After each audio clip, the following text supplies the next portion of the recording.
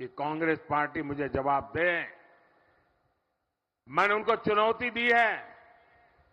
9 दिन हो गए, कांग्रेस ने मेरी 3 चुनौतियां हैं, उस पर कोई जवाब नहीं दिया। और मैं लगातार कह रहा हूं, मैं एक बार फिर मीडिया को भी जगाना चाहता हूं, देशवासियों को भी जगाना चाहता हूं। एक बहुत बड़े खतरे की तरफ ये लोग ले जा रहे हैं, इसलिए मैं जगाना चाहता हूं। और मेरी 3 चैलेंज क्या है?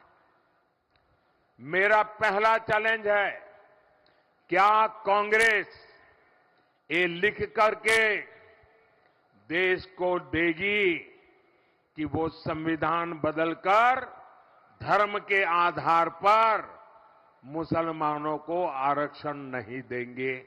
लिख करके दो।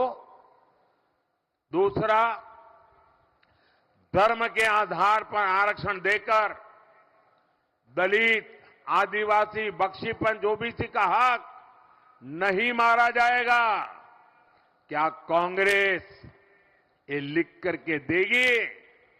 तीसरा चैलेंज, क्या कांग्रेस ये लिख कर देगी कि उनकी जो राज्य सरकारें हैं, उनके जो चट्टे बट्टों की सरकारें हैं, वे ओबीसी कोटा में डाका डाल करके मुसलमानों को शामिल करने का हिडन एजेंडा नहीं चलाएंगे?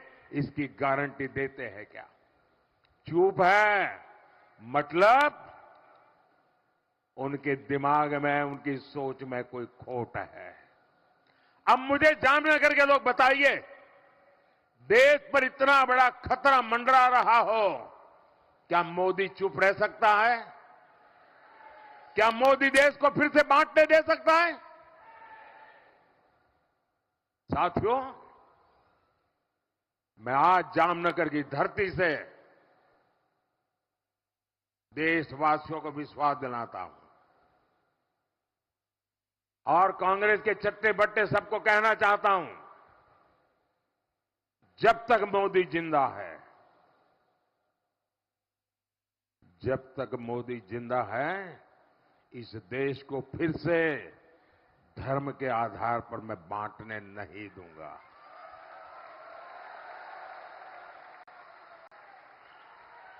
धर्म के आधार पर दलित, आदिवासी, बख्शीपंथ, इनके हक छीनने नहीं दूंगा। ये जिंदा हूं तब तक मैं लड़ता रहूंगा। और कांग्रेस जवाब देने के बजाय मुंह छिपाकर देशवासियों की आंख में धूल झोंक रही है। साथियों, कांग्रेस के लोग, उसके शहजादे,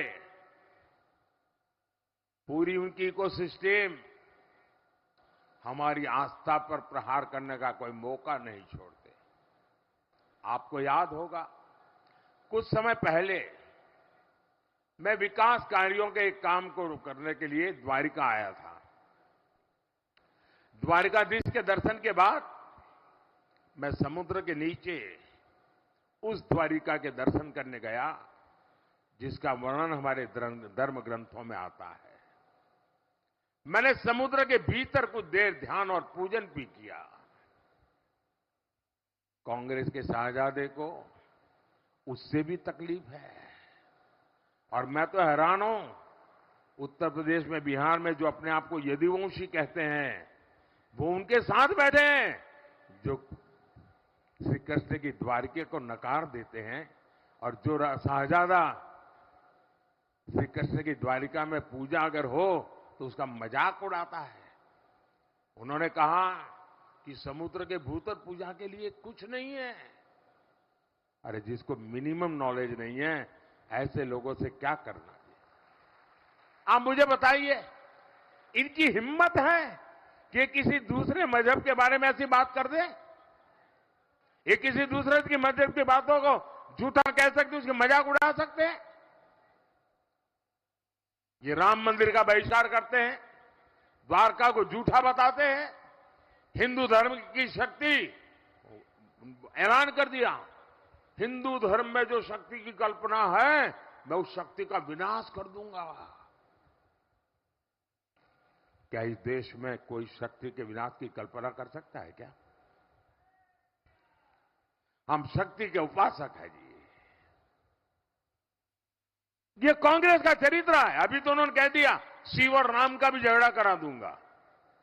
उन्होंने ये भी कह दिया कि हम राम को पराजित करेंगे। क्या हो गया है कांग्रेस को? और इसलिए मैं कह रहा हूं, कांग्रेस से बहुत सावधान रहने की जरूरत है। अब मुझे बताइए भाई, किसी के भी मन में किसी कारण से राजी नाराजी हो सकती है, लेकिन उसके लिए कांग्रेस को वोट देने की चर्चा कोई करे तो मैं जरा पूछना चाहता हूं कि भाई किसी को भारत में सरकार बनानी है तो उस पार्टी को कम से कम 272 सीट तो जीतनी पड़ती है कि नहीं जीतनी पड़ती? जरा बताइए ना। 272। अब भाजपा के सिवाय इस देश में एक भी पार्टी 270 सीट पर चुनाव नहीं लड़ रही है। अब चुनाव ही नहीं लड़ रहे हो और आप प्रधानमंत्री बनना। अब मुझे आप पर पूछना है, मुझे गुजरात के नागरिकों को, देश के नागरिकों को पूछना है कि जो 272 सीट पे चुनाव नहीं लड़ रहे जी, उसको वोट देकर के वोट क्यों बर्बाद कर रहे हो रे?